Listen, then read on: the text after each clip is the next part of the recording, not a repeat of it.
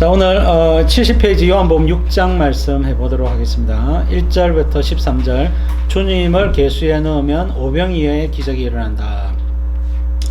자, 요한복음 6장은 오병이어의 기적으로부터 시작합니다. 자, 유일하게 복음서 안에서, 사복음서 안에서 같은 사건, 예수님 십자가 부활 뭐 이런 것들은 빼고요, 예수님 기적 가운데 같은 사건을 다루고 있는 것이 이 오병이어의 기적입니다. 오병은 떡이죠. 떡인데 이제 전병, 우리로 이스라엘로 하여금 빵 같은 거예요. 빵인데 또띠아 같은 그런 빵 있잖아요. 예, 전병 같은 빵. 그래서 그런 걸로 해가지고 오병, 떡 5개와 물고기 2마리로 5,000명을 먹이신 사건입니다. 5,000명이면 남자만 5,000명이니까 아이와 어른들까지 하면 한 10,000명 정도 먹었던 사건이죠. 자, 이 기적은 구약 시대에도 일어났고요, 신약 시대에도 일어났고, 지금도 오병이어의 기적은 일어나고 있습니다. 그러나 우리가 이 오병이어의 기적을 가까이서 보지 못하다 보니까 과연 일어나는가 의구심이 들 때가 있지만, 주님은 계속해서 주님이 역사하여야 될 만한 자리에서는 주님이 끊임없이 역사하고 기적을 은혜를 베풀어 주고 계신다는 겁니다. 자, 열왕기하 4장에 보면 엘리사 시대에 한 사람이 바알 살리사에서부터 와서 처음 만든 떡, 보리떡 20개와 자루에 담은 채소를 하나님의 사람 엘리사에게 드렸단 말입니다. 그래서 엘리사가 무리에게 주어 먹게 하라. 사환이 이걸 어찌기 100명에게 주겠나이까. 엘리사가 먹게 하라. 여호와의 말씀이 있었단 말입니다. 여호와의 말씀이 그들이 먹고 남으리라 말씀하셨다는 겁니다. 엘리사 기도해 봤단 말입니다. 기도해 보니까 하나님이 나누어서 먹게 해라. 100명이 먹고도 남을 거다. 이렇게 말씀하셨다는 거예요. 정말로 말씀대로 나눠줬더니 100명이 먹고도 배부르게 먹고 남았단 말입니다. 어찌된 영문인지 모르겠어요. 자, 여러분, 그래서 엘리사 시대에 마치 예수님이 오병이어의 기적을 행하신 것과 비슷한 사건이 일어났다라고 증거를 하고 있습니다. 엘리사는 엘리야의 제자죠. 엘리야는 탁월한, 불 내리고 비 내렸던 탁월한 선지자였는데, 이 엘리사가 엘리야의 그 영감에, 엘리야가 가운데 임하고 계시는 그 성령의, 갑절의 성령의 충만함을 구했어요. 그 갑절의 성령의 충만함의 정체가 뭘까? 자, 보통 목사님들은 엘리사가 행한 기적이 6개라면, 엘리야가 행한 기적이 6개라면 엘리사는 12개다. 그렇게 이야기를 합니다. 12개, 24개인지 6개, 12개인지 헷갈려요. 그렇게 이야기를 하는데, 그거보다 훨씬 더 중요한 요소가 있습니다. 그 기적을 행한 횟수보다 더 중요한 요소는, 엘리사는 그 기적을 행할 때마다 예수님을 계시했어요. 그 엘리사의 기적에는 전부 다 예수님에 대한 이야기가 묻어 있습니다. 그러니까 엘리사가 뭔가 할 때 오병이어의 기적을 행하잖아요. 예수님이 하시는 거단 말입니다. 그럼 앙콤 2마리 나타나서 아이들을 물어 죽였잖아요. 예수님이 여러분 화 있을진저 가브나움 고라시나 베세다야 그 다음 저주하신 내용들이거든요. 그리고 나서 여러분 예루살렘이 멸망을 했지 않습니까? 예루살렘아 예수님이 저주하니까 멸망을 했지 않습니까? 여러분, 나병 환자 나만 장군이 엘리사를 통해서 나병을 고침받죠. 그 엘리사가 자기의 영광을 가리면서 문을 열지 않고 얼굴을 보지 않고 요단강에 몸을 담그면 7번 담그면 어린아이와 같이 깨끗해지리라. 요단강에 몸을 담그는 것은 세례 요한의 회개의 세례라 그랬죠. 이걸 7번 하면 완전한 회개를 이야기하는 겁니다. 완전한 회개는 예수님을 믿는 믿음을 이야기하는 겁니다. 불세례, 성령 세례죠. 자, 그래서 엘리사가 하고자 했던 것은 불세례 주시는 예수님을 통하여 나병이 고침받는다 하는 걸 가르쳐 주고자 했단 말이에요. 그리고 엘리사는 모든 방면에 전부 다 예수님을 계시하고 있는 겁니다. 그래서 탁월한 영감이라고 하는 건 바로 그것을 이야기를 하는 것이다.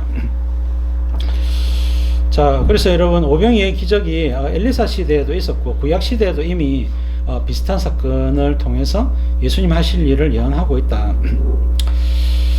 자, 이 오병이어의 사건은 엘리사 때 행한 것보다 훨씬, 그때는 100명이었지만 지금은 남자만 5,000명, 10,000명이자 10,000명.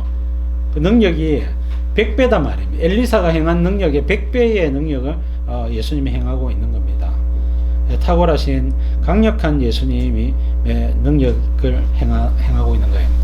자, 그러면 오늘날 우리의 삶 가운데도 오병이어의 기적이 일어날 수 없을까? 이 표적이 일어날 수 없을까?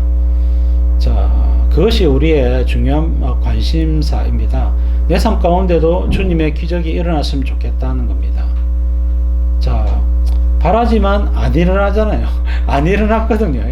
이게 사람들은 지레 겁을 먹고 이미 믿음을 포기해버렸어요. 예수님이 설마 내 삶 가운데 오병이어의 기적을 일으키시겠는가?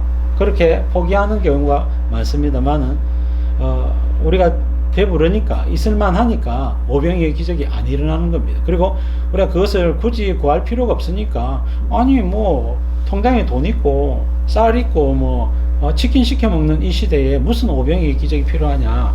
선교지는 어떻습니까? 선교지는 다르죠. 자, 여러분, 제가 가는 필리핀에는 선교하는 우리 친구들, 그 사람들 맨날 쌀 달라 그래요. 맨날 쌀입니다. 필요한 건 오직 쌀입니다. 반찬도 달걀도 있고 뭐도 있잖아요. 계란 한 판이 쌀 5kg예요. 그 계란 먹을 수 있겠습니까? 이 사람들 계란 진짜 먹을 수 없습니다. 반찬은 계란 없어요. 그래서 여러분, 거기는 오병이어의 기적이 너무 많이 필요하죠.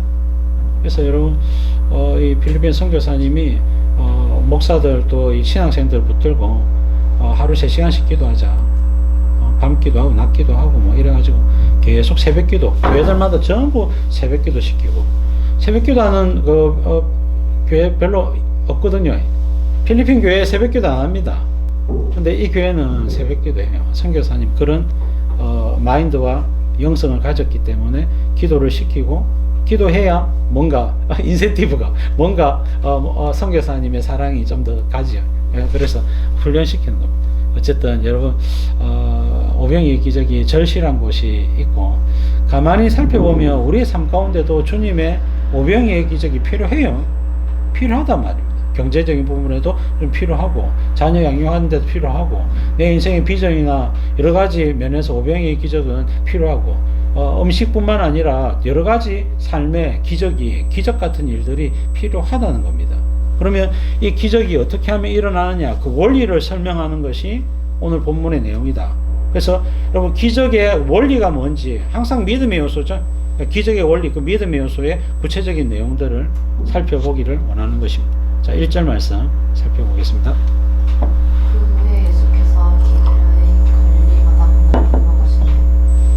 그 후에 메타 타우타 복수형으로 되어 있습니다. After these. 그래서 여러 날 이후에, 그래서 세월이 많이 지났어요. 자, 메타 타우타. 그래서 예수님이 5장의 베데스다 못에서 38년대 병자를 고치신 이 사건 이후에 세월이 좀 많이 지났단 말입니다. 그래서 예수님이 예루살렘에 계신 예수님이 짐이 북쪽에 있는 갈릴리 바닷가로 오셨죠. 자, 디베라 바다 건너편으로 가셨다. 자, 베세다 들판으로 가셨단 말이거든요. 자, 그래서 이 디베라, 갈릴리 바다, 그 다음에 디베라 바다, 이렇게 이름이 여러 가지고, 게네사렛 호수가, 이렇게, 게네사렛이란 말은 하프란 말입니다. 그래서 갈릴리 바다가 모양이 하프처럼 생겨가지고, 게네사렛 바다, 호수라 이렇게 부르고요. 자, 갈릴리 지역이니까 또 갈릴리라 그러고, 디베라는 이제 디베리우스 황제, 요쪽 지역을 다스렸던 헤롯의 아들, 헤롯 안디바, 분봉왕 헤롯 안디바가 황제에게 잘 보이려고 디베라라고 하는 이제 도시를 한 개 건설을 했어요. 그래서 그 도시 옆에 있는 호수다 해가지고 디베라 호수다, 이렇게 바다라 그렇게 말하고 있습니다. 그래서 디베라 바다, 갈릴리 바다 같단 말입니다. 자, 요한복음은 AD 80 내지 90년경에 기록한 성경이라고 봅니다. 학자들마다 연대기는 다 틀려요. 어쨌든 우리가 다른 마태, 마가, 누가복음에서도 확인할 수 있듯이 맞은편 베세다로 가셨다. 자, 2절 말씀. 큰 무리가 따르니 이는 병자들에게 행하시는 표적을 보았습니다. 큰 무리가 이제 따랐습니다. 동사가 3가지 나오는데, 큰 무리가 따르니 행하시는 보았음이라. 동사가 세 가지 나오는데 전부 다 미완료로 되어 있다라고 하는 걸 보라색 글씨로 이렇게 정확하게 적어놨어요. 자, 미완료란 말은 아직 완료가 되지 않은 계속 시제를 이야기를 하고 있습니다. 자, 큰 무리가 계속해서 따르고 있는데 이거는 예수님께서 병자들에게 계속 행하시는 표적을 계속적으로 보았기 때문이다 라고 말하고 있는 것입니다. 자, 큰 무리가 따르는데 이유가 뭐냐? 표적 때문이다 이렇게 말하고 있는 거죠. 자, 표적을 보았기 때문에. 그럼 표적은 마태, 마가, 누가 전부 다 기적을 미라클, 기적이라고 이야기하지 않냐고 표적, 사인이라고 이야기해요. 사인. 그러니까 기적은 그 능력 자체, 기적 자체에 대한 이야기고요. 표적은 기적인데 메시지가 있는 기적을 표적이라 불러요. 그래서 주님의 말씀이 녹아 있다는 겁니다. 하나님이 주시고자 하는, 예수님이 주시고자 하는 메시지가 녹아 있는 기적이 표적인 거예요. 사인이다 말입니다. 자, 그래서 여러분 자, 복음의 현장에서 주님이 표적을 보여주시는 이유는 한 가지입니다. 예수님이 누구시냐? 예수님 말씀이 진리라는 겁니다. 예수님 말씀이 진리고 예수님이 하나님의 아들이심을 나타내는 것이 표적이다. 그래서 아무나 행할 수 있는 능력을 행하는 게 아니다 말입니다. 그래서 예수님이 행하시는 기적은 예수님이 하나님의 아들이심을 나타내고자 하는 겁니다. 그래서 표적 자체만 바라보면 안 되는 게 아니고 표적 이면에 숨어있는 메시지가 무엇인지를 캐치해야 되는 것이 예수님이 행하신 표적의 이유입니다. 자, 고린도서 1장 22절 보니까 유대인은 표적을 구하고 헬라인은 지혜를 찾으나, 헬라인들은 그리스인들이잖아요. 이 사람들은 철학자들 아닙니까? 소크라테스, 플라톤, 아리스토텔레스, 그 외에 이제 많은 그리스인들이 있고, 이 유럽 사람들 맨날 여러분 이 철학한다고 지혜를 구한단 말이죠. 근데 유대인들은요, 모세 때부터 계속해서 표적을 보고 하나님의 능력을 보고 기적을 봤거든요. 그전에 아브라함, 이삭, 야곱 때도 기적이 끊임없이 일어났던 것을 보게 됩니다. 모세, 여호수아 때도 여러분 기본에서 전쟁할 때 기본에 태양아 너는 기본 위에 머물러라, 달아 너는 아얄론 골짜기에 머물러라 하면서 태양과 달을 멈추고 종일토록 내려가지 아니하였다. 여러분 20몇 시간 동안 내려가지 않았다면 해가 계속해서 해가 중천에 고정되어 가지고, 해가 고정됐단 말은 지구가 자전을 멈췄단 말이죠. 지구가 자전을 멈췄단 말입니다. 그래서 그런 일들이 있었다. 뭐 그걸 과학적으로 어떤 학자가 찾았다. 뭐 이래가지고 뭐 그런 언급들도 본 적이 있긴 한데 잘 모르겠고, 과학은 어쨌든 여호수아 때도 기적이 일어나고 요단강이 갈라지고 뭐 홍해가 갈라지고 모세, 여호수아, 엘리사, 엘리야, 그 외에도 히스기야 때에도 해가 10도 물러가는 사건이나, 그 다음에 히스기야 기도했을 때 사내립에 18만 5천 명이 다 죽임을 당하거나, 그 다음에 기도하고 나서 병고침을 받거나, 이런 기적들이 계속해서 나타났던 것을 보게 됩니다. 유대인들은 표적을 구하죠. 근데 표적 자체를 너무 구한단 말입니다. 표적 자체를 너무 구하는 거예요. 표적 속에 숨겨져 있는 하나님의 말씀, 예수님의 영광, 인격, 그걸 구해야 되는데 표적만 구하고 있더라. 우리가 신앙생활 하면서 조심해야 될 게 그겁니다. 우리가 여러분 기도하거나 예배드리거나 은혜를 받을 때 은혜 자체에만 관심을 가지면 안 되고, 은혜를 주시는 당사자 예수님, 여러분 주님께 관심을 가져야 된단 말이에요. 주님이 나를 어느 정도로 사랑하시기에 은혜를 주시느냐, 그 사랑, 주님이 나를 사랑하시는 그 사랑, 주님이 그렇게 사랑을 베푸시는 인격, 주님의 인격 자체에 우리가 관심을 가져야 되는 겁니다. 그래서 우리와 주님과의 관계에 대해서 관심을 가져야 된다. 자, 그래서 여러분 표적 자체만 보고 따라오는 이 큰 무리들은 뭔가 문제가 있는 사람들이죠. 문제가 있는 사람들. 예수님이 수없이 많은 표적을 행하신 것은 예수님을 믿도록 하기 위해, 예수님이 뭡니까? 은근히 흘려보내는 겁니다. 내가 누구라고? 하나님의 아들 그리스도 예수라고. 예수님이 당신이 하나님의 아들이고 하나님께로부터 오신 하나님의 아들인 것을 드러내는 거예요. 이사야 35장 5절 6절, 42장 6절 7절, 61장 1, 2절에 보면 이 메시아 고유 사역이 나옵니다. 메시아 고유사역, 소경이 맹인이 눈을 뜨며 귀머거리 귀가 열리고 벙어리가 말을 하며 안전뱅이가 사슴처럼 뛰고 그 다음에 여러분 뛰게 될 것이다. 여러분 이런 메시아 고유사역이 나온단 말입니다. 갇힌 자가 노임을 받고 눌린 자가 자유케 되는 그런 이런 메시아 고유사역이 을 소개하고 있죠. 이것은 이런 일을 행하는 자를 보거든 그분이 바로 메시아다. 그분이 바로 하나님의 아들임을 알아보라는 메시지가 숨겨져 있는 겁니다. 그래서 표적 이면에 숨겨져 있는 메시지가 훨씬 더 중요하다. 여러분 표적은요 수도 없이 많이 일어날 수 있어요. 근데 여러분 표적만 보고 여러분 침 흘리면 안 됩니다. 표적만 보고 마음 빼앗기면 안 됩니다.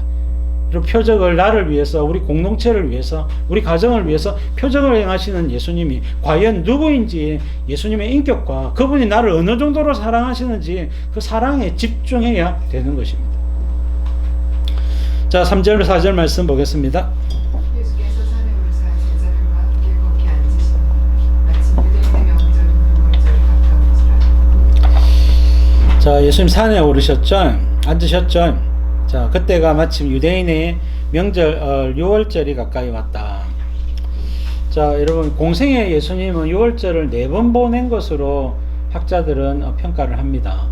그래서 초창기에 요한복음 3장에 이제 6월절에 가시고요. 3장 니고데모 사건 때 6월절이거든요. 그러니까 최초의 6월절인 공생에 처음 하고 나서 바로 6월절에 가셨기 때문에 예수님 십자가 6월절에 돌아가셨거든요. 그러니까 시작부터 해서 2번 더 해가지고 4번을 좀 바라보는데 지금 나와 있는 이 오병이어 사건은 3번째 6월절이에요. 그리고 여러분 니고데모 사건 때 요한복음 3장의 6월절이 첫 번째 6월절입니다. 그러니까 여러분 요한복음 5장에 나타난 베데스다 못에 있는 그때는 요한복음 5장 1절에 유대인의 명절에 이렇게 이야기하거든요. 명절이니까 이제 6월절, 오순절, 초막절 3개 중에 한 개다 말입니다. 3개 중에 한 개인데 6월절이 아니겠는가라고 추정을 하는 거예요. 그래서 정확하게는 우리가 말을 할 수 없고 6월절인지 초막절인지 사실은 뭐 어느 절기라도 상관은 없지만 6월절이 아니겠는가라고 추정을 하면서 본문에 나와 있는 이 6월절은 3번째 6월절, 공생애가 2년이 지났다. 그런 관점으로 봐야 되겠습니다. 자 넘겨서 요한복음 위에서 셋째 줄에 다 기록을 해놨죠. 자, 요한복음 2장, 요한복음 6장, 요한복음 11장에서 첫 번째, 세 번째, 네 번째 6월절을 소개하고 있다. 그 정도 이해하시면 되겠습니다. 자 5절 말씀 보겠습니다. 예수께서 눈을 들어 우리가 자기에게 오는 것을 보시고 빌립에게 이르시되 우리가 어디서 떡을 사서 사람들의 먹이게 하시니.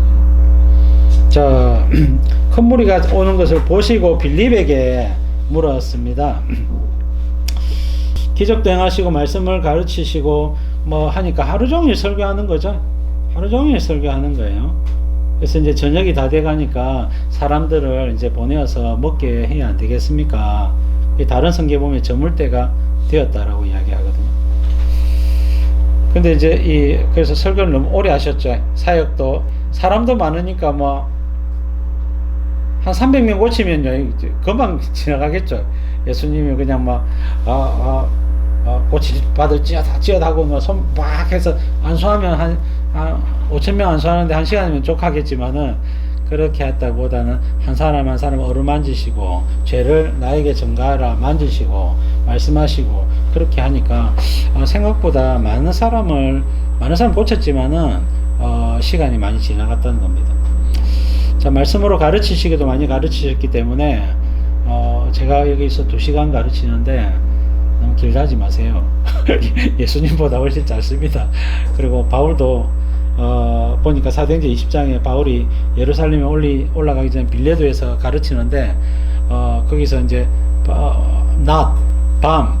밤새도록 가르쳤죠. 그러니까 여러분 이 젊은 청년 유도구가 삼성에 짜다가 뒤로 떨어진 거예요. 잘려면 밑에서 자지. 창문 난간에 앉아가지고 이제 조니까 이제 뒤로 떨어진 겁니다. 죽었더란 말입니다. 바울이 살리는 장면이 나오죠. 자, 그래서 여러분 말씀에 대해서 우리가 말씀이 들을만 하면 은혜가 있으면 메시지가 있으면 그 시간 가는 줄 모르는데 진짜 한 30분 설교해도요 메시지가 없으면요, 정말 지루해요. 30분도 너무 길게 느껴질 때도 많이 있습니다. 그래서 목사님들이 설교를 더 짧게 해야 되는 것이 아니라 더 깊이 연구해야죠. 여러분, 말씀을 더 많이 묵상해야죠. 그래야 여러분, 이 30분이 아니라 40분, 50분, 1시간을 설교해도 여러분 시간 가는 줄 모르고 말씀을 들어야 되는 겁니다. 그렇게 하기가 정말 쉽지 않아요. 쉽지 않단 말입니다. 그래서 설교자들을 위해서 많이 기도해 주시고, 오늘날 다음 시대에도 이런 설교자들이 많이 일어나 가지고 마지막 시대에 영혼을 책임지는 그런 은혜가 있기를 바랍니다. 그래서 여러분, 설교 짧은 교회, 혹시라도 뭐 여기저기 교회를 다니는 경우가 있는데, 설교 짧은 교회가 무조건 좋은 게 아닙니다. 좋은 게 아니에요. 여러분, 말씀의 깊이가 있는 교회, 좀 1시간 설교를 들어도 이거 한 20분 지났나 했는데 1시간 지난 거예요. 그런 설교가 좋은 설교입니다. 그런 설교가 돼야 되는 거예요. 시간만 봐서 그렇단 말입니다. 자, 우리가 빌립에게 이르되 우리가 어디서 떡을 사서 이 사람들을 먹이겠느냐 하니까, 자, 왜 이렇게 말씀하셨느냐, 6절 7절까지 보겠습니다. 이렇게 말씀하시는 신이 어떻게 하실지를 아시고 빌립은 시험하고자 하시니라.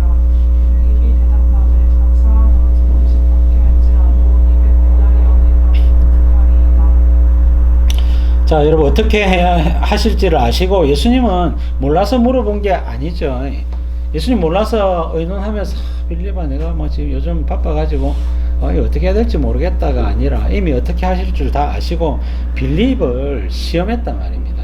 그래서 이 시험은요, 잡아뜨리기 위해서, 불신앙으로 떨어뜨리기 위한 것이면 템프테이션, 유혹인데요. 이것은 신앙의 정진, 성숙을 위해서 하면 테스트, 시험이 되는 겁니다. 예수님은 빌립의 믿음을 업그레이드 시키기 위해서 시험하고 계시는 거예요. 자, 이쯤 되면요, 지금 공생이 2년 지났다 그랬죠? 그 빌립이 어떤 대답이 나와야 되겠습니까? 주님이 아시잖아요. 주님이 계시는데 뭐가 문제입니까? 예수님이 은혜를 베풀어 주실 줄 믿습니다 하면서 신앙 고백을 하면 되는데, 빌립이 엉뚱한 소리를 해요. 7절에 보니까 각 사람으로 조금씩 받게 할지라도 200데나리온의 떡이 부족하리이다, 이렇게 이야기를 합니다.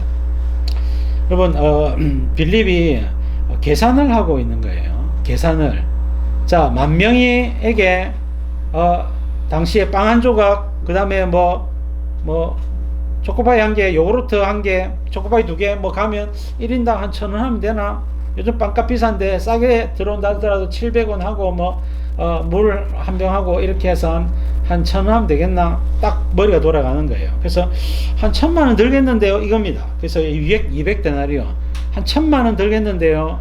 자, 1데나리온을 5만 원 잡으면 1,000만 원입니다. 1데나리온 하루 품삯인데요. 하루 품삯이 고대에는 별로 이제 많지 않았겠죠. 오늘 우리 한국 물가로 하면 좀 셀 수 있겠지만은 그렇단 말입니다. 한 500만 원, 1,000만 원 있어야 안 되겠습니까? 이렇게 대답을 하고 있는 겁니다. 자, 여러분, 빌립은 어떤 사람입니까? 계산하는 사람입니다. 이성적으로 생각하고 합리적으로 계산하는 사람이. 빌립의 이야기가 틀렸습니까? 틀리지 않았죠. 빌립의 이야기는 틀리지 않았습니다. 근데 예수님 만족하셨습니까? 예수님 만족하지 않았습니다. 네, 이게 문제입니다. 우리가 합리적으로 나아간다고 해서 주님을 만족시킬 수는 없습니다.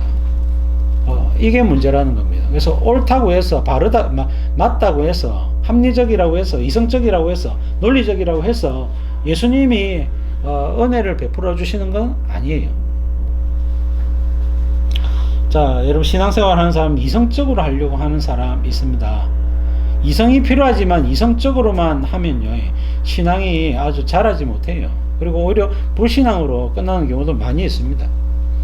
여러분, 제가 강도사 할 때 청년 한 명이 있었는데, 그 청년이 부산대 출신이고 공부도 잘하고 아주 유망한 친구였는데, 굉장히 논리적으로, 이성적으로, 합리적으로 그렇게 살아가는 신앙생활하는 친구였고, 또 기타도 잘 치고 교회 생활을 꽤 열심히 했어요. 저는 이제 부목사 하면서 교회를 이동을 했는데, 세월 지나 아는 지인이, 목사님, 그 오빠 아십니까? 알지? 어째 지내는데 할까? 신천지 다녀요. 신천지 다녀요. 그래 이야기를 하대요. 너무 안타깝죠? 그렇게 이성적인데 결국은 여러분 신천지의 논리에 빠지더라고요. 신천지 논리가 참 신천지 논리가 탁월하다기보다 기존 교회의 환멸을 느낀 사람들이 신천지로 넘어가는 거예요. 기존 교회 상처받거나 기존 교회 목사의 목회 목사의 부패를 보거나 이만희의 목회는 훨씬 더 부패한데도 그건 보지 못하고 가려져 있으니까 여튼 이성적으로 하는 합리적으로 신앙생활 하려고 하는 스타일을 지적하고 있는 겁니다. 여러분 우리가 이 주님을 계수해 놓고 믿음의 눈을 떠야 되는 거야. 여러분 합리성을 포기하라는 이야기는 아닙니다. 많은 부분에 합리적인 요소들이 필요하지만 그 속에 여러분 영적인 믿음의 눈을 열어야 된다. 믿음의 눈으로 주님을 봐야 된다. 우리의 삶 가운데 주님이 이 자리에 같이 계시는 주님을 계수에 넣어야 된다. 이게 중요하다 말입니다. 주님이 함께 계시잖아요. 주님이 우리와 함께 계시잖아요. 이걸 놓치고 산다는 겁니다. 자, 이게 여러분 빌립의 문제였고 오늘날 우리의 문제가 아닌가, 현대 교회 성도들의 문제가 아닌가.